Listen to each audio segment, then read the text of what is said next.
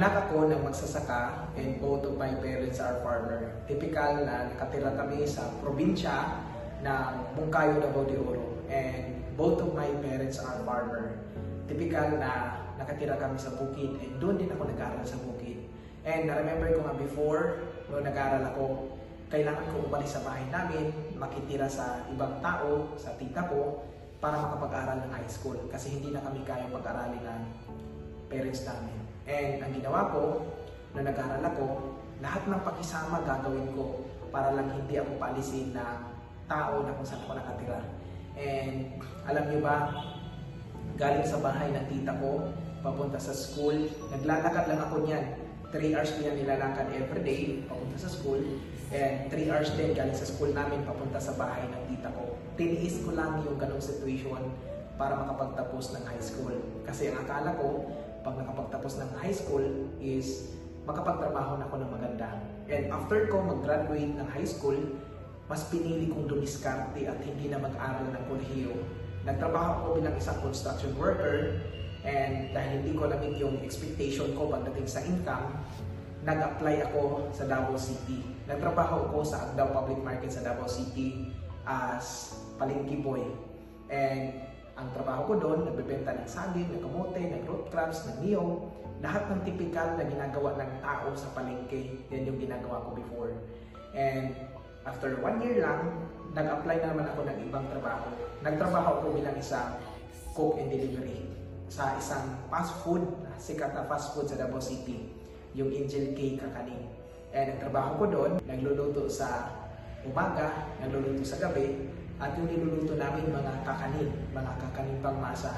Binibenta namin yan sa mga mall, at sa mga school at sa mga ospital. So, pagka gabi, nagluluto kami sa umaga, dinideliver namin yan sa mga establishment ng amo ko.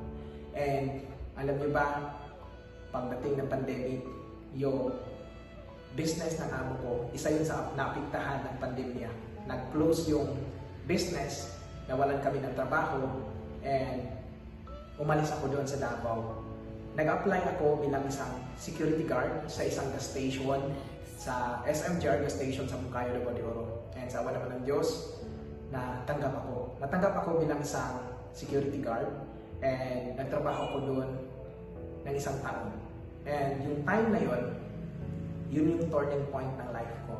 Doon ako nakapag-isip, sabi ko sa sarili ko, ang dami ko ng trabaho na pinasukan, pero hindi ko pa rin na-meet yung expectation ko pagdating sa income, sa sahod, at ganun pa rin.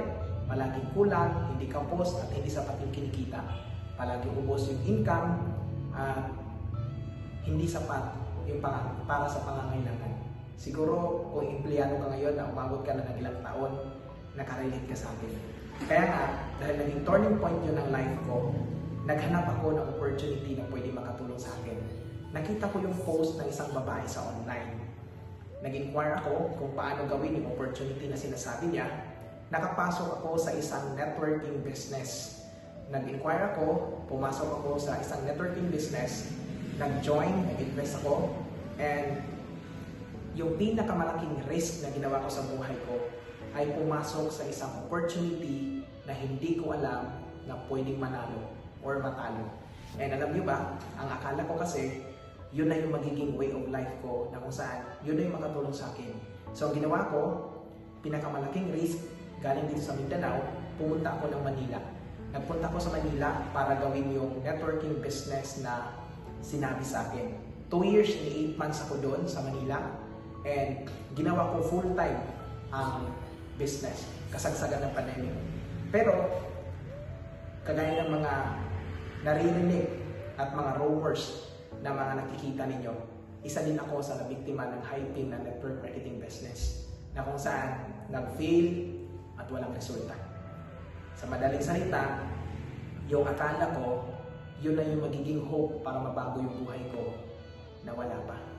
So isa ako sa nag-failure sa network marketing business. Isa ako sa tao na nabuhay na sana yung pangarap pero namatay ulit. Pero ito lang yung sabihin ko sa'yo, hindi ibig sabihin na nag-fail ka ay wala na. Meron ako nakita isang post about sa OVA system. post ito ng president na si Coach Albert Jasma. Naghanap kasi ako ng opportunity na pwede makatulong sa akin para makabangon from that experience, from that painful experience. And I found Coach Albert Jasma and I found OBA system. Nakita ko yung napakagandang system sa online na kung saan ito yung nakatulong sa akin para makabangon sa ganung experience.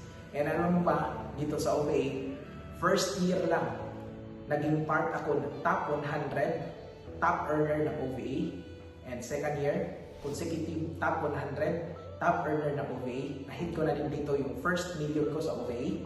At na-award na din ako sa company.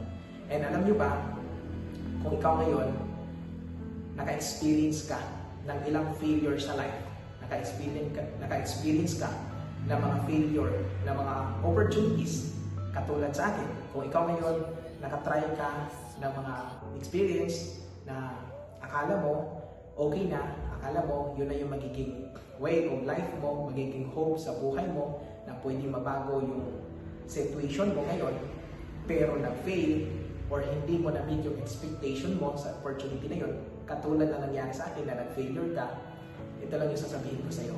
Your past, your present doesn't determine your future. Kaya kapag nakita mo tong video na to at isa ka sa nakarelate ng sobra sa naging experience mo, na kung saan ilang taon ka ng empleyado pero hindi mo na-meet yung expectation mo, ilang taon ka ng nagtrabaho pero ganun pa rin, or nakatry ka ng katulad sa akin, nakapasok ng mga opportunity na akala yun na yung magiging daan para mabago yung buhay, pero nag-fail pa, pwede ka pang bumangon ulit. Kailangan mo lang mag-try, kailangan mo lang sumubok ulit. Kaya kung nakita mo tong video na to, at isa ka sa inspired, at isa ka sa na-motivate ng video na to, ito lang yung sasabihin ko sa'yo. Kapag may opportunity, sumubok ka.